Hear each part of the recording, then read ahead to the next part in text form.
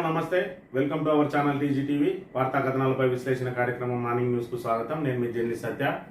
ముందుగా రాష్ట్రంలో జరిగిన పరిణామాలను కనుక పరిశీలించినట్లయితే, అదేవిధంగా దేశవ్యాప్తంగా జరిగిన పరిణామాలను కనుక పరిశీలించినట్లయితే, కేరళలో ప్రకృతి విలయతాండవంతో అక్కడ మరి కుటుంబాలు వీధి పాలైనవి. అదేవిధంగా అనేక మంది ఆకస్మికంగా మృత్యువాత పడ్డారు. ఏదైతే కొండ చర్యలు విరిగిపడి సుమారు 123 మంది, ఇప్పటికే అధికారిక లెక్కల ప్రకారం 123 మంది మరి మృత్యువాత పడగా అనేక మంది నిరాశ్రయులైన, అదేవిధంగా అనేక ఇండ్లు కూడా నేలమట్టమైనవి. మరి ఈరోజు కేరళలో చూసుకున్నట్టయితే ప్రకృతి మరి ఎంత ఆహ్లాదకరంగా ఉంటుంది. కొండలు కోనలలో వీళ్ళు ఇండ్లు కట్టుకొని ప్రశాంత జీవనం సాగిస్తున్న కేరళ ఒక్కసారిగా ఉలిక్కి పడింది. ఏదైతే కొండ చర్యలు విరిగిపడి భారీగా విస్తారంగా కురుస్తున్న వర్షాలకు కొండ చర్యలు విరిగిపడి ఊళ్ళనే నాశనం చేసిన పరిస్థితి. కేరళలో కనుక మరి ఇళ్లను పరిశీలించినట్లయితే అక్కడ ఊరంతా కూడా ఒక్కటే చోట ఇండ్లు ఎక్కడ కూడా ఉండవు. దాదాపుగా మరి ఎక్కడైతే వాళ్ళకు మరి తోట ఉంటుందో, ఏదైతే రబ్బర్ తోటలు ఉంటాయో ఆ తోటలలో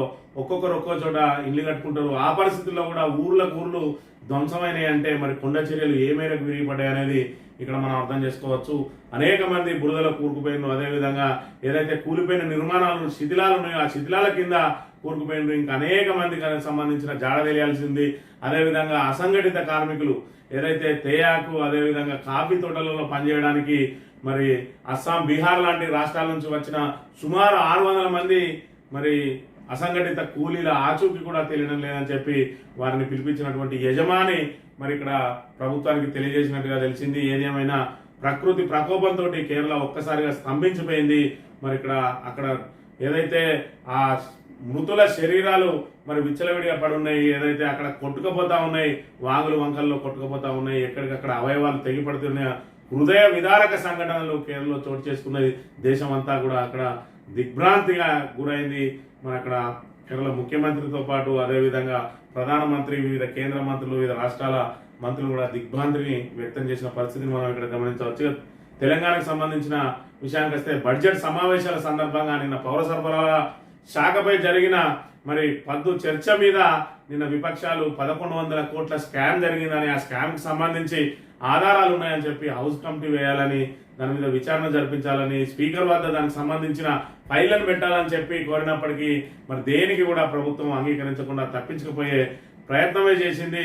మరి ఇక్కడ విపక్షాలు ఎంత మొత్తుకున్నా కూడా మరి మేము సమాధానం ఇస్తాం తప్ప కమిటీ వేసేది లేదు, దానికి సంబంధించిన ఫైళ్లను స్పీకర్ వద్ద పెట్టేది లేదు అని చెప్పి దాటివేసే ప్రయత్నాలు చేయడంతో వీళ్ళంతా బీఆర్ఎస్ ప్రతిపక్ష నేతలందరూ కూడా మరి అక్కడ వాకౌట్ చేసిన పరిస్థితిని మనం గమనించవచ్చు. మరోవైపు మరి ఇక్కడ రాష్ట్రంలో నిన్నటి రోజున కీలక పరిణామం చోటు చేసుకున్నది.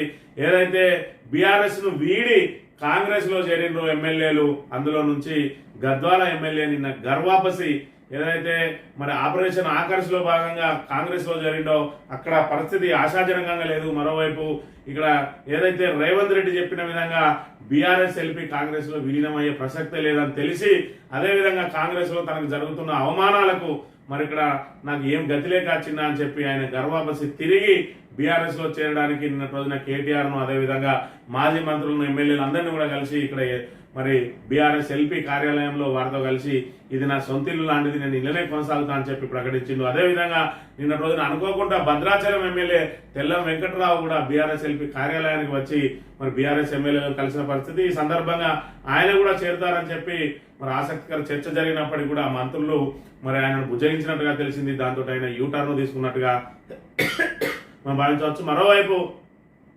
ఎమ్మెల్యేలపై అనర్హత వేటు ఏదైతే కాంగ్రెస్ లో చేరిరో ఆ ఎమ్మెల్యేలపై అనర్హత వేటుకు సంబంధించిన మరి ఇక్కడ వాదోపవాదాలు హైకోర్టులో జరుగుతూ ఉన్నాయి. స్పీకర్ మాత్రం దాని మీద ఇప్పటివరకు నిర్ణయం తీసుకోవడం లేదు.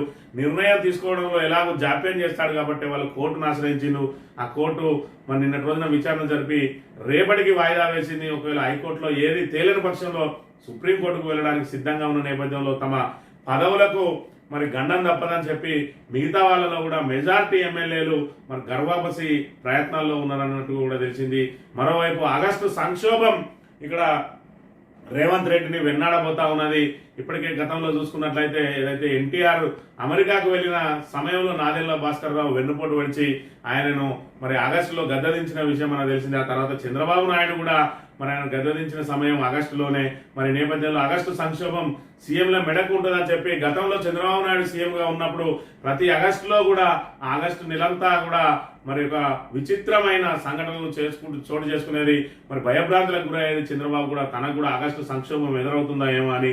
అది ఈరోజు వారి శిష్యుడిగా రేవంత్ రెడ్డి మీద కూడా ఆగస్టు సంక్షోభం వేలాడుతూ ఉన్నట్టుగా కనబడతా ఉన్నది. మరోవైపు నిన్న రోజున 1,50,000 లోపు రుణాలను మరి మాఫీ చేస్తున్నట్టు ప్రభుత్వం ప్రకటించి 6,190 కోట్లు మరి విడుదల చేసింది. సుమారు 6,400 మందికి మరి ఇక్కడ లబ్ధి చేకూరనున్నదని చెప్పి ఇప్పటి వరకు 12,300 కోట్ల వరకు రిలీజ్ చేసింది. ఈ అంకెను కనుక చూసుకున్నట్టయితే గతంలో కేసీఆర్ కేవలం 1,00,000 లోపు రుణాలకే 19,000 కోట్లు మరి రిలీజ్ చేస్తే ఈరోజు 1,50,000 వరకు కూడా కనీసం మరి 19,000 సంఖ్యకు చేరుకోలేదు. మరోవైపు 31,000 కోట్లు మరి దీనికి కేటాయిస్తామంటున్నారు. మరోవైపు ఒకటే రోజున మరి మేము రుణమాఫీ చేస్తున్నామని చెప్పి ఒకే విడతలో చేస్తున్నామని చెప్పిండు. మరి అదేవిధంగా ఆగస్టు 15 లోపు రుణమాఫీ అని చెప్పి ఇక్కడ ఏదైతే ప్రకటించిందో అది ఆగస్టు 15 లోపు రుణమాఫీ అయ్యే అవకాశం లేదు. మరి ఇక్కడ ఆయన అమెరికాకు వెళ్తున్న నేపథ్యంలో ఆగస్టు 14న తిరిగి రాబోతా ఉన్నాడు. ఆ తర్వాత మాత్రమే రుణమాఫీ అయ్యే అవకాశం ఉన్నాయి. కాబట్టి ఆగస్టు 15 లోపు ఎలాగో 2 లక్షల్లో రుణమాఫీ అయ్యేది లేదు. కానీ అబద్ధాలతోటి మాత్రం రేవంత్ రెడ్డి ఇంకా కూడా ఎదురుదాడి చేస్తూ బుల్డోజ్ చేస్తూ మరి ఇక్కడ ప్రజలను తికమక పెట్టే ప్రయత్నం చేస్తా ఉన్నాడు. ఇటు ఆగస్టు 15 లోపు రుణమాఫీ అయ్యే అవకాశం లేదని తెలిసినప్పటికీ కూడా ఇక్కడ ఆయన ఇచ్చిన ప్రకటనలో చూసుకున్నట్టయితే రూపాయలు 1,00,000 నుండి 2 లక్షల లోపు రుణమాఫీ 15 ఆగస్టు 2024 లోపు అని చెప్పి ఇక్కడ ఇంత పెద్ద ఎత్తున ప్రకటన చేసిండు. ఇప్పటికే 31,000 కోట్లు రిలీజ్ చేసిన అంటా ఉన్నాడు. విడుదల వారీగా రిలీజ్ చేస్తా ఉన్నాడు. ఇక్కడ 6,190 కోట్లు మాత్రమే రిలీజ్ చేసిండు. గతంలో 6,098 కోట్లు రిలీజ్ చేసిండు. అంతా కొడితే 12,200 కోట్లు మాత్రమే ఇప్పటి వరకు రిలీజ్ అయినాయి. అయినప్పటికీ కూడా మొత్తం రైతులందరికీ చేసిన అని చెప్తా ఉన్నాడు. మరోవైపు రేషన్ కార్డు లేని వాళ్లకు ఇక్కడ మరి రుణమాఫీ జరగడం లేదు. అదేవిధంగా ఐటీ చెల్లించే వారికి రుణమాఫీ జరగడం లేదు. మరి వివిధ రాజకీయ పక్షాల నాయకులకు కూడా రుణమాఫీ జరగడం లేదు. అనేక మంది ఏదైతే మరి ఇక్కడ పిఎం కిసాన్ నిబంధనలు ఎవరికైతే అమలైతాయో వాళ్ళందరికీ కూడా రుణమాఫీ అమలు కావో వాళ్ళందరికీ కూడా రుణమాఫీ జరగడం లేదు. పిఎం కిసాన్ వైలో వచ్చిన వాళ్ళు మాత్రమే అర్హులుగా తీసుకుంటున్నారు. అందులో కూడా రేషన్ కార్డు లేని వారికి వివిధ వాళ్లకు కోతలు పెట్టి మరి సుమారు 70 లక్షల మందికి 32 లక్షల మందిని లబ్ధిదారులుగా చేర్చిండు. మరి అందులో 32 లక్షల మంది కూడా భారీగా కోత విధించే అవకాశం ఉన్నట్టుగా ఇప్పుడు తెలుస్తా ఉన్నది. అందులో భాగంగా ఇప్పటికీ మరి 11.5 లక్షలు ఉంది. ఇప్పుడు 6 లక్షల మరి 40,000 మందికి మాత్రమే ఇక్కడ రుణమాఫీ జరగబోతా ఉన్నది. మరి లెక్కన మరి సుమారు 50 లక్షల మందికి కూడా ఇక్కడ మరి మొండి చేయి చూపే అవకాశం ఉందని చెప్పి ప్రతిపక్షాలు విమర్శిస్తా ఉన్నాయి. ఇక వార్తా కథనాలను కనుక పరిశీలించినట్లయితే ముందుగా నమస్తే తెలంగాణ దినపత్రికలో కొండలు కరిగి ఊర్లపై ఒరిగి వయనాడు విలయం, కేరళలో కొండ చర్యల విమర్శ 133 మంది పైగా దుర్మరణం, మరో 120 మంది గాయాలు, శిథిలాల కింద చిక్కుకున్న వందల మంది, సహాయం కోసం ఆర్తనాదాలు, కాపాడాలంటూ బంధువులకు ఫోన్ కాల్స్, చలియార్ నదిలో తేలుతున్న మృతదేహాలు, ఎటు చూసిన వికల దృశ్యం, రెస్క్యూ పనిలో ఆర్మీ, నేవీ, ఎన్డీఆర్ఎఫ్, వర్షాలతో సహాయ చర్యలకు ఆటంకం, 600 వరద బురద ప్రవాహంలో గల్లంతైన వలస కూలీలు 600 మంది అని చెప్పి ఈ వలస కూలీలకు సంబంధించి ఇప్పటి వరకు ఎలాంటి ఆచూకీ కూడా లభించే పరిస్థితి మనం ఇక్కడ గమనించవచ్చు.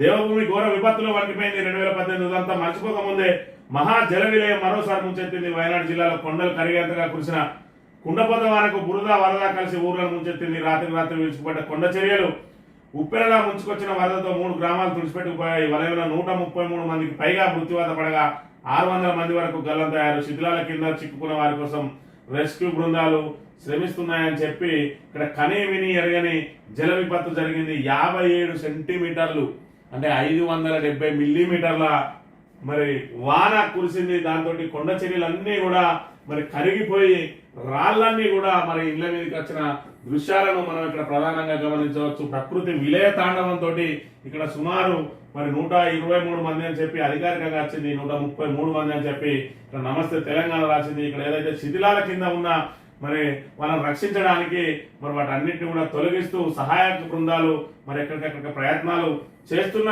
పరిస్థితి 3 గంటల వ్యవధిలో 3 సార్లు మరి కొండ చర్యలు విరిగిపడ్డాయని చెప్పి దాంతో భారీ నష్టం వాటిల్లిందని చెప్పి మరి కేరళలో చూసుకున్నట్టయితే ఎక్కడ కూడా ఇండ్లన్నీ ఒకటే దగ్గర ఉండవు. కొండ చర్యల్లో ఎవరి మరి రబ్బర్ తోటలో వాళ్ళు దూరంగా ఇల్లు కట్టుకుంటారు.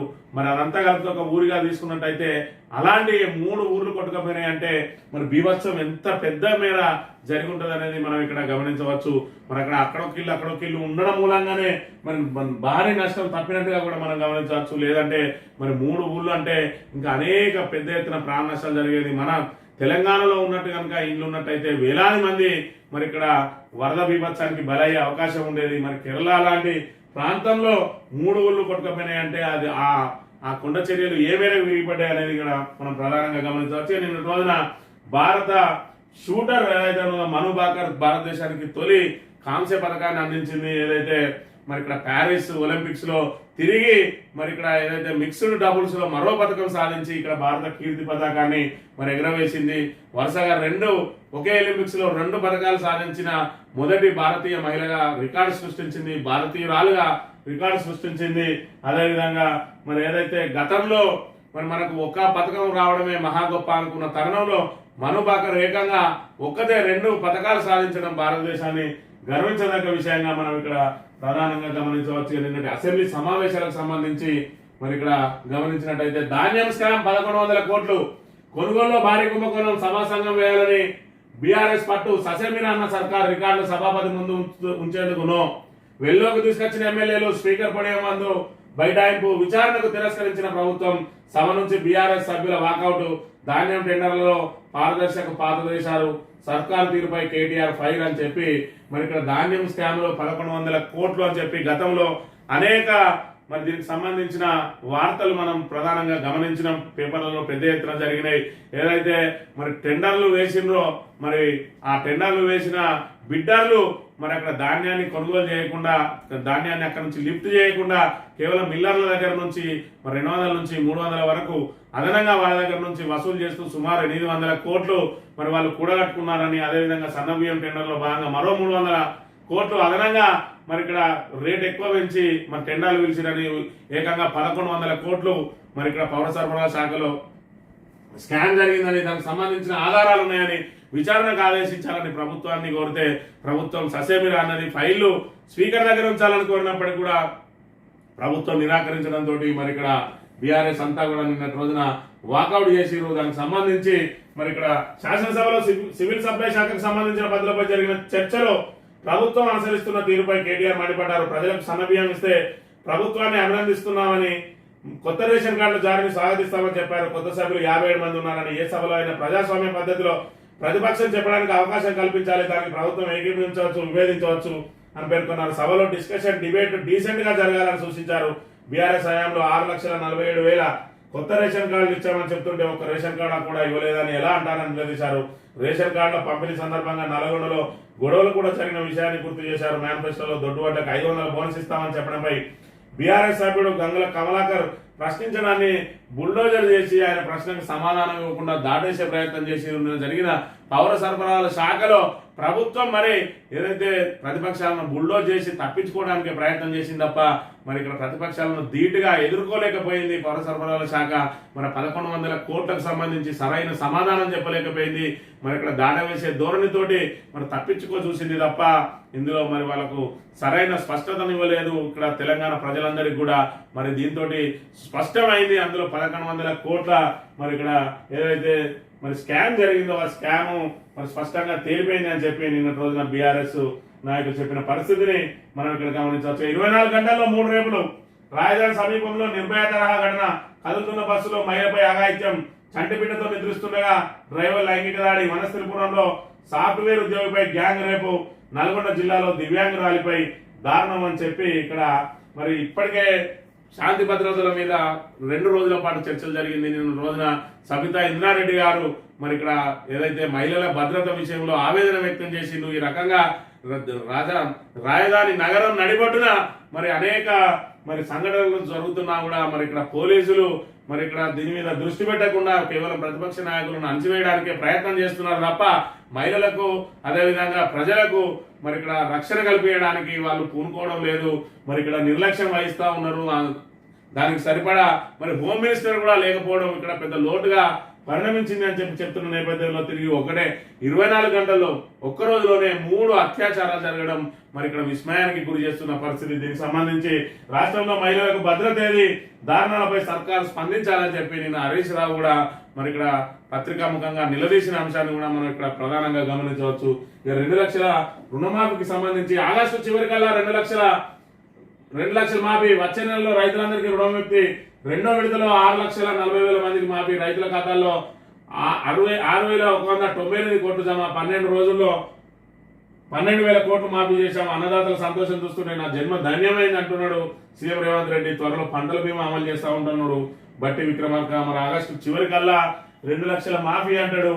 ఇక్కడ ఆయన ఇచ్చిన మరి ఏదైతే పెద్ద ఎత్తున ప్రకటనలు ఏవైతే ఇచ్చుకున్నాడో ప్రధాన పత్రికలు, తాబేదార్ పత్రికలలో, అందులో ఆల్రెడీ ఆగస్టు 15 లోపే 2 లక్షల రుణమాఫీ అని చెప్పి మరి రుణమాఫీ చేసి చూపించాలి కానీ ప్రకటనలతోటి అబద్ధాలతోటి బుల్డోజ్ చేసుకుంటా మరి ఇక్కడ ఈ రకంగా కూడా ఏదైతే ఆగస్టు చివరికి చేస్తామని చెప్పుకుంటా కూడా 15 లోపే చేసినామని చెప్పి ప్రకటనలు ఇచ్చుకోవడం విడ్డూరంగా ఉన్నది. మరి ఏ రకంగా అబద్ధాలు ఆడతాడు, శాసనసభ వేదికగా చూసినాం రేవంత్ రెడ్డి ఏ రకంగా అబద్ధాలు ఆడతాడని చెప్పి.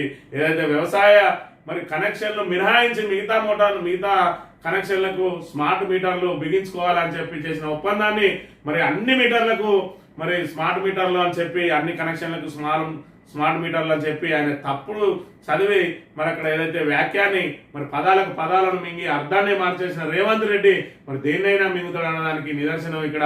మరి ఇక్కడ హరీష్ రావుకు సవాలు విసిరిండు, ఆగస్టు 15 లోపు రుణమాఫీ చేస్తా, నువ్వు రాజీనామాకు సిద్ధంగా ఉండన్నాడు. మరి హరీష్ రావు ఏమో 6 గ్యారంటీలతో పాటు మరి ఇక్కడ రుణమాఫీ చేస్తే మరి నేను రాజీనామా చేస్తా, మళ్ళీ పోటీ కూడా చేయని చెప్పి మరి సవాలు స్వీకరించిండు. అయితే వీళ్ళు పేర్కొన్న అంశంలో హరీష్ రావు మాట పక్కన పెడితే వీళ్ళు పేర్కొన్న అంశంలో వీళ్ళు సవాలు విసిరినాల్లో ఆగస్టు 15లో కూడా రుణమాఫీ చేయడంలో విఫలమవుతున్నారు. మరోవైపు రుణమాఫీలో రైతులందరికీ కూడా కోతలు విధిస్తున్న అంశాన్ని కూడా మనం ప్రధానంగా గమనించవచ్చు. ఈ సందర్భంగా పెద్దపల్లి జిల్లాకు సంబంధించిన మరి రైతులను మనం గమనించినట్టయితే గంగుకు మళ్ళీ మొండి చెయ్యే. రాయకల్ మండలం మైతాపూర్కు చెందిన ఏనుగుల గంగు వ్యవసాయం చేసుకొని జీవిస్తున్నది. తనకున్న భూమిని 2 కొడుకులు కూతురికి పంచి తన కోసం ఉంచుకున్న 1.3 ఎకరాల్లో మక్క సాగు చేస్తున్నది. 2 నెలల క్రితం పంట సాగు కోసం సమీపంలో ఇండియన్ బ్యాంక్ శాఖలో 55,000 లోన్ తీసుకున్నది. క్రమం తప్పకుండా వడ్డీ కూడా చెల్లిస్తూ వస్తుంది. అయితే కాంగ్రెస్ సర్కార్ ఈ నెల 18 చేసిన తొలి విడత రుణమాఫీ జాబితాలో పేరు గల్లంతైంది. అధికారులు కలిసి 2వ జాబితాలో ఉంటుందన్నారు. ఆ 2వ జాబితాలో కూడా రాలేదు. 50,000 కూడా మాఫీ కాలని అంటున్నాడు. లెంకలపల్లి రాజయ్య పెగడపల్లికి సంబంధించిన రైతు. 2వ లిస్టులో పేరు రాలేదు, నేను తీసుకున్నది 41,000 అని చెప్పి మల్యాల మండలం తక్కలపల్లికి సంబంధించి జంగిలి పోచయ్య చెప్తున్న అంశం. నేనేం పాపం చేసినా, నేను 75,882 రూపాయలు మరి క్రాప్ లోన్ తీసుకున్నా, మరి మొదటి విడతలోనే కావాలి, 2వ విడత అన్నారు. 2వ విడతలో ఆ అంశమే లేదంటున్నాడు. ఈసారి రవి రైతు వాసిరెడ్డిపల్లి చందుర్తి మండలానికి సంబంధించి గతంలో అయింది ఇప్పుడు కాదా అని చెప్పి మరి 40,000 క్రాప్ లోన్ తీసుకున్నటువంటి కారెంగుల రమాదేవి పోతారం మంత్రి మండలానికి సంబంధించి పోతారం గ్రామానికి చెందిన కారెంగుల రమాదేవి మరి 40,000 లోను తీసుకుంటే మరి ఎందుకు కాలేదని చెప్పి ఇక్కడ ప్రశ్నిస్తున్న అంశాన్ని మనం ఇక్కడ గమనించవచ్చు. 2,000 చేస్తున్న మాఫీ కాలేదని చెప్పి మరి రుద్రాంగికి సంబంధించిన రైతు సామ రాజు చెప్తా ఉన్నాడు. మరి మమ్మల్ని బాధ ఎందుకు పెడుతున్నారు అని చెప్పి మరి కన్నాపూర్ శంకరపట్నానికి చెందిన పంజ లక్ష్మి చెప్తున్న పరిస్థితి. కేవలం 36,000 తీసుకున్నాం, ఆ 36,000 కాలేదు. ఇక అంతా మోసం, 1,40,000కు 3,467 రూపాయలు మాఫీనా అని చెప్పి మల్యాలకు చెందిన సిరికొండ శంకరయ్య అని చెప్తున్న పరిస్థితిని గమనించినట్టయితే 2023 జనవరి 19న మల్యాల సింగిల్ విండో కార్యాలయంలో 1,40,000 లోన్ తీసుకున్న, ప్రతి నెల వడ్డీ కడుతున్న, 1,00,000 దాటినాయని 2వ విడత మాఫీ అయితే అనుకున్న. తీరా చూస్తే ఫస్ట్ లిస్ట్ లో నా పేరు వచ్చింది. సింగిల్ విండో ఆఫీస్కి వెళ్ళి సార్ను కలిసిన నా పేరు మీద 3,467 మాఫీ చేసినట్టుండడంతో ఆశ్చర్యపోయినా. నేను 1,40,000 లోన్ తీసుకుంటే 3,467 రుణం మాఫీ చేసిండ్రు. మీరు మరి మిగిలిన డబ్బులు నేను కట్టుడా లేదా, నాకు మాఫీ అయిందా లేదా అని సార్ని అడిగిన. మీ పేరు వివరాలు రాసి ప్రభుత్వానికి పంపుతా అని చెప్పిండు. 2వ జాబితాలో మాఫీ అవుతుందని అనుకుంటే లిస్టులో నా పేరే రాలేదు, రుణమాఫీ మోసంలా అనిపిస్తుంది అని చెప్పి 1,40,000 రూపాయలు మరి లోన్ తీసుకొని ప్రతి నెల వడ్డీ కడితే ఆయనకు మాఫీ అయింది 3,467. మరి ఇవి వెలుగులోకి వచ్చిన అంశాలు ఇంకా అనేకంగా ఉన్నాయి. మరి 1,00,000 రూపాయలు రుణం తీసుకున్న వాళ్ళు, 50,000 రుణాలు తీసుకున్న వాళ్ళకు మరి అనేక మంది కూడా 2వ విడతలో కూడా కాలేదు అని చెప్పి 90,000 క్రాప్ లోన్ తీసుకున్నా అని చెప్పి రాయకల్ మండలం కృష్ణపేటకు చెందిన చల్ల లక్ష్మీనారాయణ చెప్తా ఉన్నాడు. ఎవరిని అడగాలో తెలుస్తలేదు అని చెప్పి 90,000 అప్పు తీసుకున్న తాళ్లపల్లి శ్రీనివాస్ ఎల్లారెడ్డిపేట మండలం పదిల గ్రామానికి సంబంధించి మరి ఇక్కడ కమాన్పూర్ మండలం రొంపికుంటకు చెందిన కొయ్యడ శ్యాము కూడా మరి ఇక్కడ 70,000 లోన్ తీసుకున్నాడు కేడీసీసీలో. మరి ఆ 70,000 రుణం తీసుకుంటే అది కూడా మాఫీ కాలేదని చెప్పి ఆవేదన వ్యక్తం చేస్తా ఉన్నాడు. అదేవిధంగా నాగుల మల్యాలలో కేవలం 36 మందికే మాఫీ అయిందని, అదేవిధంగా నమ్మకం పోయింది. ఇక్కడ 30,000 పంట రుణం తీసుకున్న 3 ఏళ్ల కిందట మరి మాఫీ అయింది. ఈ భరోసాతో మరో 68,000 తీసుకుంటే మరి ఇప్పటి వరకు రూపాయి మాఫీ కాలేదని చెప్పి ఇక్కడ చెప్తున్నాడు. మరి మల్యాలకు సంబంధించిన ఒక రైతు అనే విషయాన్ని కూడా మనం ఇక్కడ గమనించవచ్చు. ఇక్కడ కైలాసం గంగయ్య అని మల్యాలకు సంబంధించిన రైతు, లక్షలోపు వారికి సున్నమేనా అని చెప్పి మన మల్యాల ఊర్లో నాకు 5 ఎకరాల పొలం ఉన్నది, 50 ఏళ్ళుగా నేను మా కుటుంబం మొత్తం వ్యవసాయం చేసుకుంటూ బతుకుతున్నాం. పోయిన ఏడాది జనవరి 6న 99,000 బాకీ తీసుకున్నా, నెల వడ్డీ కడుతూనే ఉన్నా. సీఎం రేవంత్ రెడ్డి సార్ లక్షలోపు బాకీ మాఫీ చేస్తామని చెప్తే నా బాకీ కూడా మాఫీ అవుతుందని అనుకున్నా.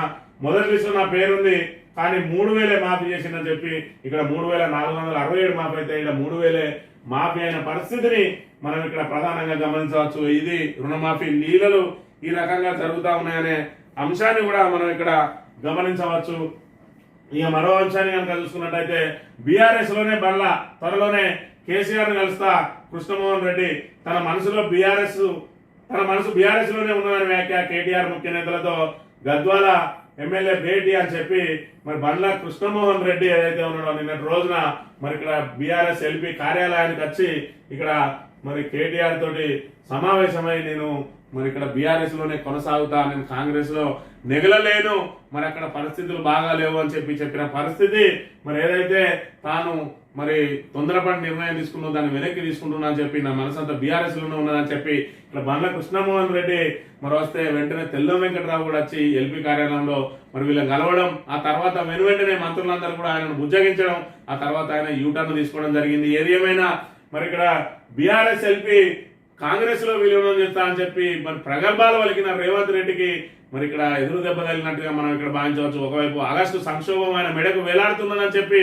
చెప్తున్న నేపథ్యంలో ఈరోజు ఆయనకు సంబంధించి మరి ఎవరినైతే జైన్ చేసుకున్నాడో వాళ్ళు గర్వాపసి పేరుతోటి తిరిగి బీఆర్ఎస్ లోకి చేరుతుండడంతో మరి ఆయనకు పదవీ గండం, అదేవిధంగా ఆయన ప్రతిష్ట మసకబారడం, అదేవిధంగా ఆయన సీట్ లాగడానికి ఎవరైతే మంత్రులు ప్రయత్నం చేస్తా ఉన్నారో అదంతా కూడా చక్క జరిగిపోతా ఉన్నది. మరి నేపథ్యంలో ఆగస్టు సంక్షోభం నుంచి రేవంత్ రెడ్డి ఏ విధంగా బయటపడతాడు అనేది మరి యావత్ రాష్ట్రం, అదేవిధంగా కాంగ్రెస్ నాయకులు, కాంగ్రెస్ కార్యకర్తలు కూడా మరి ఎదురు చూస్తున్న పరిస్థితిని మనం ఇక్కడ గమనించవచ్చు. ఇక తెలంగాణ దినపత్రికలో వచ్చిన వార్తలను కనుక పరిశీలించినట్లయితే రేవంత్ సర్కార్ లో 4 నెలల ఎవరు రేవంత్ రెడ్డికి అమెరికా భయం అని చెప్పి ఇక్కడ ఇప్పటిదాకా మనం చెప్పుకున్న ఏదైతే ఆగస్టు సంక్షోభం ఉన్నదో మరి గతంలో చూసుకున్నట్టయితే మరి ఎన్టీ రామారావుకు వెన్నుపోటు పొడిచింది ఎవరా అంటే నాదెళ్ల భాస్కర్ రావు, ఆ తర్వాత వెన్నుపోటు పొడిచింది చంద్రబాబు నాయుడు.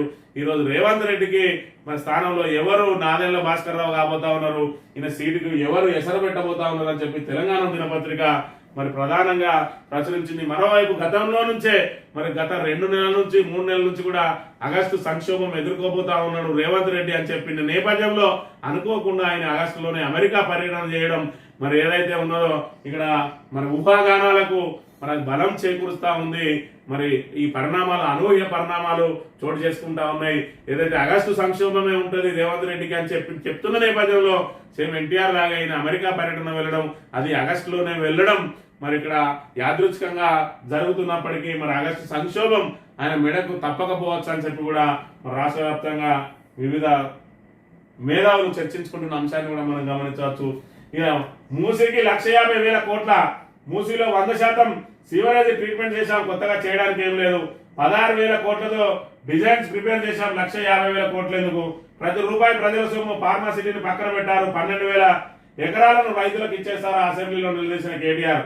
మూసీ ప్రక్షాళన చేపట్టనున్నట్లు తెలిపిన కాంగ్రెస్ ప్రభుత్వం ఆ ప్రకటనపై పుటక మాట మారుస్తుందని మాజీ మంత్రి బీఆర్ఎస్ వర్కింగ్ ప్రెసిడెంట్ కేటీఆర్ అన్నారు. మంగళవారం జరిగిన తెలంగాణ అసెంబ్లీ సమావేశంలో మాట్లాడిన ఆయన కాంగ్రెస్ వైఖరిని తీవ్రంగా తప్పుపట్టారు.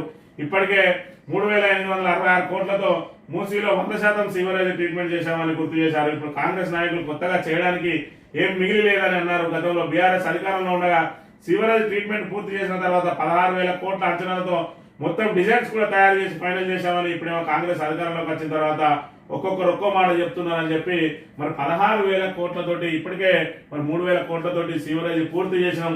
ఇంకో 16,000 కోట్లతోటి మరి మూసీకి అనుబంధంగా దాని ప్రక్షాళన పూర్తి చేసి మూసీ సుందరీకరణ అయ్యే అవకాశం ఉండగా 16,000 కోట్లను 50,000 కోట్లకు, 50,000 కోట్లను 70,000 కోట్లకు, 70,000 కోట్లను ఏకంగా 1,50,000 కోట్లకు మరి పెంచుకుంటా పోతా ఉన్నది. అంటే ఆ నిధులన్నీ బొక్కడానికి ఎవరికాలు పంచుకోవడానికి ప్రయత్నాలు జరుగుతున్నాయని చెప్పి కేటీఆర్ ఇక్కడ మరి అనుమానాలు వ్యక్తం చేస్తున్న పరిస్థితి. మరోవైపు ఫార్మాసిటీ భూములు ఏదైతే ఫార్మా కంపెనీలకు మరి అనుమతులు రద్దు చేశారు కదా, ఫార్మాసిటీ కోసం రైతుల నుంచి సేకరించిన భూములను తిరిగి రైతులకు అప్పగిస్తారా అని చెప్పి కూడా ఆయన ప్రశ్నిస్తున్న పరిస్థితిని మనం ఇక్కడ ప్రధానంగా గమనించవచ్చు. ఈ సివిల్ సప్లైకి సంబంధించిన వార్తను, అదేవిధంగా మహిళలకు సంబంధించిన వార్త, అదేవిధంగా ఇక్కడ బండ్ల కృష్ణమోహన్ రెడ్డి మరి రిటర్న్ ఏదైతే గర్వాపసికి సంబంధించిన వార్తను ప్రధానంగా ప్రచురించింది. కాకీల వేధింపులతో రైతు ఆత్మహత్య యత్నం, సీఎం సొంత జిల్లాలో ఘటన, ప్రశ్నించిన కుటుంబ సభ్యులపై కేసులు, రైతును వేధిస్తూ మరొకరికి సపోర్ట్, న్యాయం చేయాలంటున్న బాధిత కుటుంబం అని చెప్పి ఏదైతే మరి ఇక్కడ కాకీల వేధింపులతోటి రైతు ఆత్మహత్య యత్నం చేసుకున్నారు. దానికి సంబంధించి మరి అలా కుటుంబ సభ్యులు ప్రశ్నిస్తే తిరిగి వాళ్ళ వినే కేసులు నమోదు చేస్తా ఉన్నారు. ఫ్రెండ్లీ పోలీస్ ఆ పాడ ఫ్రెండ్లీ లేదు, ఇది ఓన్లీ కాంగ్రెస్ మరి పార్టీకి, కాంగ్రెస్ కార్యకర్తలకు మాత్రమే ఫ్రెండ్లీ పోలీసు. మరి ఏదైతే పోలీస్ స్టేషన్లు అన్ని కూడా కాంగ్రెస్ పార్టీ కార్యాలయాలుగా పనిచేస్తున్న అంశాన్ని కూడా మనం ఇక్కడ ప్రధానంగా గమనించవచ్చు. సాక్షి దినపత్రిక విషయానికి వస్తే మరి ఏదైతే మను బాకర్ మరి పథకాన్ని సాధించిన అంశాన్ని ప్రధానంగా ప్రచురించింది. మా జన్మ ధన్యమైంది అంటున్నాడు రేవంత్ రెడ్డి.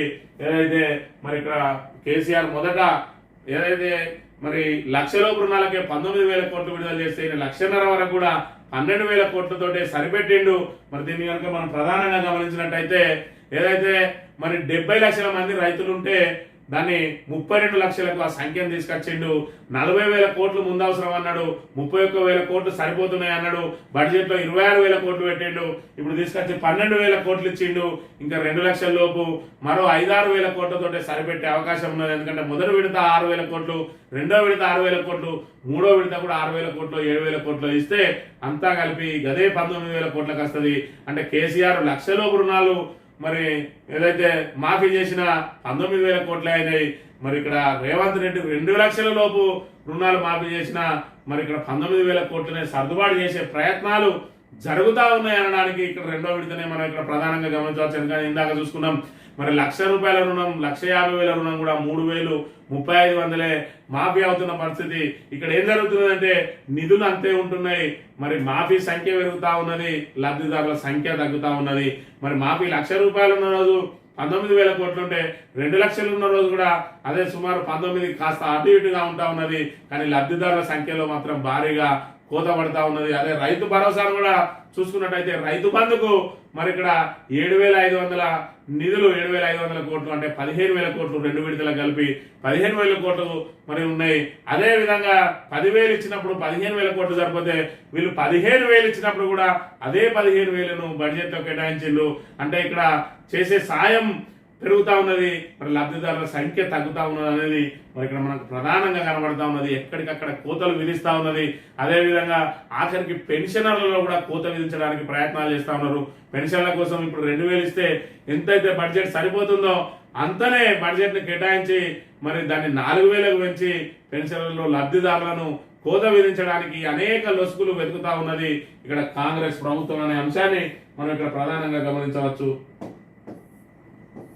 కథం తొక్కిన ఆశా వర్కర్లు ఫిక్స్డ్ వేతనం 18,000 చెల్లించాలని డిమాండ్. కోటి మహిళా కళాశాల రోడ్డును దిగ్బంధించి ధర్నా, 6 గంటల పాటు ఆందోళన, పోలీసులతో వాగ్వివాదం, స్తంభించిన రాకపోకలు అని చెప్పి ఇప్పుడు కవిత్వానికి కాదేది అనర్హం అని చెప్పి అగ్గిపుల్ల సబ్బు పిల్ల అని చెప్పి ఏదో శ్రీశ్రీ ఒక మరి పద్యం చెప్తాడు. దానికి సంబంధించి ఇవాళ మరి ఏ వర్గం రోడ్డెక్కని వర్గం ఏదున్నది ఆందోళనకు కాదేది అనర్హం అన్నట్టు ఏ వర్గం కూడా కాంగ్రెస్ లో ఈరోజు సంతృప్తిగా లేని పరిస్థితి. ఇక్కడ ఆశా వర్కర్లు రోడ్లెక్కుతా ఉన్నారు, నర్సులు రోడ్లెక్కుతా ఉన్నారు, గురుకులాభ్యర్థులు రోడ్లెక్కుతా ఉన్నారు, నిరుద్యోగులు రోడ్లెక్కుతా ఉన్నారు, విద్యార్థులు రోడ్లెక్కుతా ఉన్నారు, రైతులు రోడ్లెక్కుతా ఉన్నారు. మరి ఇక్కడ ఏదైతే టీచర్లు రోడ్లు ఎక్కుతా ఉన్నారు, బదిలీల ప్రక్రియలో అవి జరిగినాయని. ఆఖరికి మరి వైద్యులు కూడా రోడ్లు ఎక్కే పరిస్థితికి వచ్చింది.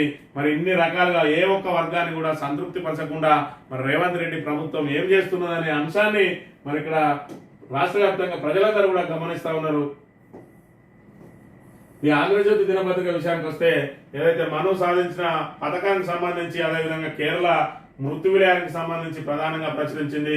ఇక విద్యుత్ విచారణ కమిషన్ చైర్మన్ గా జస్టిస్ మదన్ బి లోకూర్ నియమిస్తూ ఉత్తర్వులు జారీ చేసిన ప్రభుత్వం నివేదిక ఇవ్వడానికి 3 నెలల గడువు అని చెప్పి విద్యుత్ విచారణ కమిషన్ చైర్మన్ ఏదైతే మరి కాంగ్రెస్ తాబేదారుగా, కాంగ్రెస్ పార్టీ కాంగ్రెస్ ప్రభుత్వ తాబేదారుగా మరి ఆయన ఒక జస్టిస్ లాగా వ్యవహరించకుండా మరి పత్రికా సమావేశం పెట్టి ఒకవైపు రెండో వైపు వాదనలు వినకుండానే మనందరూ తప్పు జరుగుతున్నట్టుగా ఆయన తీర్పు ఇచ్చేసి మరి వాళ్ళను బాధ్యులను చేస్తూ ఇందులో లోటుపాట్లు జరిగినాయని చెప్పి ఏదైతే పత్రికలకు చేసిండో, మీపై మాకు నమ్మకం లేదు అని చెప్పి కేసీఆర్ బహిరంగ లేఖ రాసిండు. మరి బహిరంగ లేఖ రాయడంతో పాటు హైకోర్టులో ఆయన మీద మరి ఆ కమిషన్ను తొలగించాలని కేసు వేయడం జరిగింది. మరి ఆ కేసును ఏదైతే మరి ఫిర్యాదును కొట్టేయడంతో సుప్రీంకోర్టుకు వెళ్తే సుప్రీంకోర్టులో ఆయనను తప్పుపట్టింది. ఏదైతే జస్టిస్ నరసింహారెడ్డిని మరి పత్రికా సమావేశం నిర్వహించి మరి ముందే విచారణకు ముందే మీ అభిప్రాయం తెలపడాన్ని మరి తీవ్రంగా తప్పుపట్టి ఆయనను తక్షణం తొలగించాలి, మరి కొత్త కమిషన్ చైర్మన్ వేసుకొని మీరు యథావిధిగా కొనసాగించవచ్చు అని చెప్పడంతో దానికి కేసీఆర్ కూడా పిటిషనర్ గా సంతృప్తిని వ్యక్తం చేసిండు. ఆయన ఏదైతే కావాలని చెప్పి మరి ఈ రకంగా చేస్తా ఉన్నాడు కాబట్టి ఆయన నిష్పక్షపాతంగా విచారణ చేయడు అని చెప్పి తాము భావిస్తున్నట్టు ఏదైతే పేర్కొన్నారో దానికే సుప్రీంకోర్టు చెప్పడాన్ని ఆయన స్వాగతిస్తూ మరి కొత్త కమిషన్ చైర్మన్ నియామకానికి ఆయన కూడా ఓకే చెప్పడంతో మరి ఇక్కడ జస్టిస్ మదన్ బి లోకూర్ను ఏదైతే సుప్రీంకోర్టు మాజీ న్యాయమూర్తిని ఇక్కడ విచారణ కమిషన్ చైర్మన్ గా నియమించడం జరిగింది. అదేవిధంగా ఈ రోజు విష్ణుదేవ్ శర్మ ఈ రోజు మన గవర్నర్ గా కూడా ఈ రోజు ప్రమాణ స్వీకారం చేయబోతున్న అంశాన్ని కూడా మనం ఇక్కడ ప్రధానంగా గమనించవచ్చు. ఎమ్మెల్యే యూటర్న్ తిరిగి బీఆర్ఎస్ లోకి గద్వాల శాసనసభ్యుడు కృష్ణమోహన్ రెడ్డి అని చెప్పి ఇందులో ప్రధానంగా ప్రచురించింది ఆంధ్రజ్యోతి దినపత్రిక. ఇక ఊళ్ళను మింగిన కొండలు 98 మంది ఆచూకీలతో బురదలో కొరుకుపోయిన 100 మంది, భారీ వర్షాలకు వయనాడు జిల్లా అతలాకుతలం, ఇల్లు వందల ధ్వంసం అని చెప్పి ఈనాడులో ప్రధానంగా ప్రచురించింది. ఇంకా క్వశ్చన్ మార్క్ ఎందుకు ఆయననే చెప్పిండు మళ్ళా కృష్ణమోహన్ రెడ్డి, నేను మరి ఇక్కడ నా సొంత గూటికి వచ్చిన, నా సొంత ఇంటికి చేరుకున్నా, ఇక్కడే నాకు తృప్తి ఉన్నదన్నది. మరి ఇక్కడ ఈనాడు ఇంకా కూడా క్వశ్చన్ మార్కులు పెట్టి ఆయనను మరి మీరు ఇప్పటికైనా లాక్కోండి, మేము ఇంకా మొత్తం ప్రకటించలేదు, మరి జనాలకు ఇంకా తెలియజేయలేదు, ఉంటే కలిసిందానే పెట్టినాం అని చెప్పి ఇక్కడ తాబేదారు మరి వ్యవహారం నడిపిస్తా ఉన్న అంశాన్ని కూడా మనం ఇక్కడ గమనించాలి. ఆగస్టులో రైతులకు రుణ విముక్తి, మరి ఆగస్టులో రైతులకు రుణ విముక్తి అయితే ఇక్కడ ఆగస్టు 15 లోపు అని చెప్పి ఎందుకు మరి ఇక్కడ ప్రకటనలు ఇచ్చుకున్నాడు? ఈ ప్రకటనలో కూడా ఇన్ని అబద్ధాలు ఎందుకు అని, అబద్ధాల ప్రభుత్వం ఆగస్టు లోపు రుణమాఫీ అని ఇక్కడ చెప్పచ్చు కదా, 15 ఆగస్టు లోపు అని చెప్పి ఇక్కడ ప్రత్యేకంగా డేట్ మెన్షన్ చేసి ప్రజలను మరి ఏదైతే ఒక అబద్ధాన్ని పదే మరి చెప్పుకుంటూ పోతే రాను రాను అదే నిజమవుతుంది అన్నట్టుగా రేవంత్ రెడ్డి అదే సూత్రాన్ని పాటిస్తా ఉన్నాడు. మరోవైపు ఆయన అసెంబ్లీలో మాట్లాడే మాటలను కనుక మనం గమనించినట్టయితే ఈరోజు కేసీఆర్ అనేటోడు అసలు తెలంగాణ కోసం పోరాటమే చేయలేదు, నేను తెలంగాణ కోసం ఇక్కడ నా వాణి నినిపించిన అని చెప్పి మనం గొప్పగా చెప్పుకుంటే ప్రజలందరూ ముక్కున వేలేసుకొని చూస్తున్న పరిస్థితిని మనం గమనించవచ్చు. రేవంత్ రెడ్డి ఏదైతే బద్ద వ్యతిరేక ఎవరో ఉన్నాడో, తెలంగాణ వ్యతిరేకి, తెలంగాణ ద్రోహి చంద్రబాబు సంఖలో ఉన్నాడు. ఆ రోజు మరి ఇక్కడ ఉద్యమకారుల మీద తుపాకీ పట్టుకొని తిరిగిన రేవంత్ రెడ్డి ఈ రోజు నేను తెలంగాణ కోసం మాట్లాడిన కేసీఆర్ ఏం మాట్లాడలేదని చెప్పడం మరి రాష్ట్ర ప్రజలు మరి దీన్ని ఏమనుకోవాలో మరి ఇక్కడ గమనించాలి. ఇక్కడ పక్క సమైక్యవాదిని తెలంగాణ ముఖ్యమంత్రిగా చేయడం మరి కాంగ్రెస్ తప్పిదం అయితే తెలంగాణకు నేనే బ్రాండ్ అంబాసిడర్ అని చెప్పుకోవడం మన తెలంగాణ ప్రజల దౌర్భాగ్యంగా మనం భావించవచ్చు. అలాంటి ముఖ్యమంత్రి మన మీద వచ్చి పెత్తనం చేయడాన్ని మనం ఏ విధంగా మరి దాన్ని ఇక్కడ మనం జీర్ణించుకోవాలో తెలియని పరిస్థితిలో ఉన్నారు తెలంగాణ ప్రజలు. నైపుణ్యంతో కూడిన మానవ వనరులే లక్ష్యం, పరిశ్రమల సేవా రంగాల అవసరాలకు తగినట్టు కోర్సులు, యువతకు మెరుగైన ఉపాధి ఉద్యోగ అవకాశాలు. శాసనసభలో యువ భారత నైపుణ్య విశ్వవిద్యాలయం బిల్లు పెట్టిన శ్రీధర్ బాబు ఛాన్సలర్ గా సీఎం లేదా గవర్నర్ అని చెప్పి స్కిల్ యూనివర్సిటీకి సంబంధించి నిన్న రోజున బిల్లు పెట్టిరు, దానికి ఆమోదం చేసిరు. దానికి సంబంధించి మరి వీసీగా ముఖ్యమంత్రినా లేదంటే ఇక్కడ మరి గవర్నర్ గా ఏదైనా ఛాన్సలర్ గా గవర్నర్లే ఉంటారు, కాకపోతే దీనికి ముఖ్యమంత్రిని పెట్టాలి, మేము కొత్తగా తెచ్చుకున్నాం, మేమే ఉండాలి అన్నట్టుగా ఇక్కడ వ్యవహరిస్తున్న అంశాన్ని కూడా మనం ప్రధానంగా గమనించవచ్చు. ఇక స్థానిక వార్తల విషయానికి వస్తే బాధిత కుటుంబానికి న్యాయం చేయాలి. ప్రభుత్వ ప్రధాన దవాఖానలో సెప్టిక్ ట్యాంక్ లో పడి బాలు మృతి చెంది 20 రోజులు గడుస్తున్న బాధిత కుటుంబానికి ఇప్పటివరకు ఎలాంటి సాయం అందలేదని బీఆర్ఎస్ పార్టీ నాయకురాలు దాసరి ఉషా ఆరోపించారు. మహబూబాద్ జిల్లాకు చెందిన వలస కూలి నీలం సీను రామలమ్మ దంపతుల కొడుకు జాన్ వెస్లీ ప్రభుత్వ దవాఖానా ఆవరణలో సెప్టిక్ ట్యాంక్ లో పడి మృతి చెందాలని బాధిత కుటుంబానికి ప్రభుత్వం ఆర్థిక సాయం అందించాలని పాపం వలస కూలీలకు సంబంధించి మరి ప్రభుత్వ దవాఖానలో తెరిచి ఉంచిన నాలాలో మరి పడి సెప్టిక్ ట్యాంక్ లో పడి ఆ బాలుడు మృతి చెందితే ఇప్పటివరకు ప్రభుత్వం నుంచి మరి ఎలాంటి అవకాశాలు కూడా వాళ్ళకు రాని విషయాన్ని మనం ఇక్కడ ప్రధానంగా గమనించవచ్చు. లద్నాపూర్ భూ నిర్వాసితులతో సమావేశం. రామగిరి మండలం లద్నాపూర్ భూ నిర్వాసితులతో మంత్రి ఆడిఓ హనుమాన్ నాయక్ మంగళవారం ప్రత్యేకంగా సమావేశమయ్యారు. గ్రామానికి చెందిన 283 మంది నిర్వాసితులకు సంబంధించిన కేసు హైకోర్టులో పెండింగ్ లో ఉందన్నారు. గ్రామంలోని గృహాలకు మాత్రమే పరిహారం చెల్లించారని, R&R పరిహారం చెల్లించరాదని అవార్డులో అప్పటి భూసేకరణ అధికారి రాశారని ఆర్డీఓ తెలిపారు. దీనిపై సింగరేణి అధికారులు మాట్లాడుతూ లద్నాపూర్ నిర్వాసితులు కోరిన విధంగా R&R పరిహారం చెల్లించడానికి నిబంధనలు అనుమతించామన్నారు.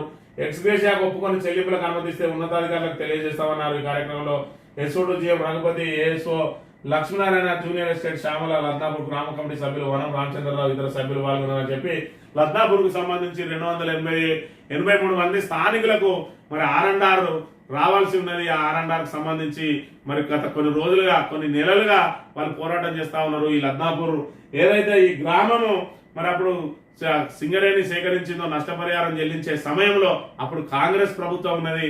2014 ముందు జరిగింది ఇదంతా కూడా. 2014 ముందు కాంగ్రెస్ ప్రభుత్వం అప్పుడు ఇప్పుడున్న శ్రీధర్ బాబు గారే అప్పుడు మంత్రిగా ఉన్నారు. అప్పుడున్న ఆర్డీఓ ఏదైతే మరి ఆ ఇండ్లకు నష్టపరిహారం చెల్లించే సమయంలో అవన్నీ కూడా మరి ఇక్కడ ఇల్లీగల్ హౌసెస్ కేవలం నష్టపరిహారం కోసం మాత్రమే కట్టుకున్నారు. వాళ్ళకి R&R చెల్లించాల్సిన అవసరం లేదు అని చెప్పి వీళ్ళందరి ద్వారా సంతకాలు తీసుకొని మరి ఆ రోజు వాళ్ళకు నష్టపరిహారం ఇచ్చిండ్రు. వీటికి దానిలో కాంపెన్సేషన్ ఇచ్చి మరి ఎట్టి పరిస్థితుల్లో వీళ్ళకు R&R చెల్లించాల్సిన అవసరం లేదు. ఎందుకంటే వీళ్ళు లద్నాపూర్లోనే నివాసం ఉంటా ఉన్నారు. మరి వీళ్ళ రేషన్ కార్డు ఉన్నది, ఆధార్ కార్డు ఉన్నది, కానీ వీళ్ళకు నివాసం ఉండే ఇల్లు పోతలేదని చెప్పి మరి ఏదైతే నిర్వాసితులకు సంబంధించిన ఇల్లు పోతుంది అని అంటే అలా నివాసం ఉంటున్నా లేదా కాదు, వాళ్ళు స్థానికులా కాదా అని చూసి వారికి R&R చెల్లించాల్సిన అవసరం ఉండగా ఆ రోజు ఉమ్మడి ఆంధ్రప్రదేశ్ లో ఉన్న కాంగ్రెస్ ప్రభుత్వ హయాంలో అప్పుడున్న ఆర్డీఓ మరి వీళ్ళకి తీరని అన్యాయం చేసిండ్రు. ఆ తీరని అన్యాయంతో వాళ్ళు పోరాటం చేస్తూ చివరికి హైకోర్టు మరి తలుపు తట్టిండ్రు. మరి గత ప్రభుత్వ హయాంలో మరి బీఆర్ఎస్ మంత్రుల దగ్గర కూడా అనేక సార్లు వెళ్ళిళ్ళు. దీని మీద కూడా మరి ఇక్కడ సింగరేణితో చర్చిస్తే అప్పటి ప్రభుత్వ హయాంలో వాళ్ళు మెన్షన్ చేసి ఏదైతే అవార్డు పాస్ చేసిరో అది ఇక్కడ మరి ఇక్కడ లీగల్ గా ఇబ్బందులు ఉన్నాయి కాబట్టి దీన్ని కోర్టు ద్వారా పరిష్కారం చేసుకొని కోర్టు తీర్పు అనుకూలంగా వస్తే మేము చెల్లించడానికి సిద్ధంగా ఉన్నామనడంతో అప్పుడు బీఆర్ఎస్ నాయకుల మరి సూచనతోటి కోర్టుకు వెళ్ళడం జరిగింది. కోర్టులో ఒకవైపు ఇక్కడ కేసు నడుస్తా ఉన్నది. దాంతో పాటు ఇప్పుడు ఏదైతే నిర్వాసితులు ఉన్నారో వాళ్ళు శ్రీధర్ బాబును ఇక్కడ మంత్రి స్థానిక శాసనసభ్యుని కలిసి తమకు నష్టపరిహారం చెల్లించేలా సింగరేణిని ఆదేశించాలని కోరడంతో ఆయన సింగరేణి మరి అధికారులతోటి అదేవిధంగా రెవెన్యూ అధికారులతోటి కలెక్టర్లతోటి సమావేశం నిర్వహించి వీళ్ళకి R&R చెల్లించడానికి ప్రత్యామ్నాయ మార్గాలు ఏదైనా చూసి ఖచ్చితంగా R&R చెల్లించాలి. వాళ్ళకు ఏదైతే ఫ్లాట్ ఏదైతే వస్తుందో ఫ్లాట్ అదేవిధంగా 7.5 లక్షల నష్టం ఏదైతే మరి R&R వస్తుందో ప్యాకేజీ వాళ్ళకి వచ్చేలా చేయాలని చెప్తే ఈరోజు సమావేశం ఏర్పాటు చేసిన వాళ్ళు R&R ఇవ్వడం కుదరదు, మీకు ఫ్లాట్ ఇవ్వడం కుదరదు, ఏదో 2-3 లక్షలు ఎక్స్గ్రేషియా రూపంలో ఇస్తాం, మరి మీకు బిచ్చం ఇస్తాం, ఆ బిచ్చానికే మీరు ఒప్పుకోండి అని చెప్పి నిన్నటి రోజున మరి ఇక్కడ ఏదైతే ఆర్డీఓ సమక్షంలో జరిగిన దాంట్లో సింగరేణి అధికారులు స్పష్టం చేసిరు, మేము R&R ఇయ్యం, మేము మీకు ఫ్లాట్లు ఇయ్యం, మేము ఎక్స్గ్రేషియాకు ఒప్పుకుంటే చెప్పండి, అది కూడా మా పై అధికారులతోటి చర్చిస్తామని చెప్తున్న పరిస్థితి. ఖచ్చితంగా ఈ 283 మందికి మన R&R ఖచ్చితంగా వర్తించాల్సిందే. వాళ్ళు ఖచ్చితంగా స్థానికులు, అదేవిధంగా వాళ్ళకి రేషన్ కార్డు ఉన్నది, ఆధార్ కార్డు ఉన్నది, వాళ్ళు అక్కడ లద్నాపూర్ నివాసితులే, మరి మిగతా వాళ్ళకి ఇచ్చి వాళ్ళకెందుకు ఇయ్యరు అనేది మరి దానికి ఇయ్యాలో రేపో హైకోర్టు కూడా ఖచ్చితంగా తీర్పు ఇచ్చే అవకాశం ఉన్నది. ఇప్పుడు కాకుండా ఇంకా సంవత్సరానికైనా వాళ్ళకి ఖచ్చితంగా ఎక్స్గ్రేషియా చెల్లించాల్సిందే, వాళ్ళకి R&R చెల్లించాల్సిందే, వాళ్ళకు ఫ్లాట్ కూడా ఇవ్వాల్సిందే. దీని నుంచి సింగరేణి ఏ రకంగా కూడా తప్పించుకోబోదు అనే అంశాన్ని ప్రధానంగా ప్రస్తావిస్తూ ఇది ఈ రోజు మార్నింగ్ న్యూస్. తిరిగి రేపు కలుద్దాం. Thank you very much.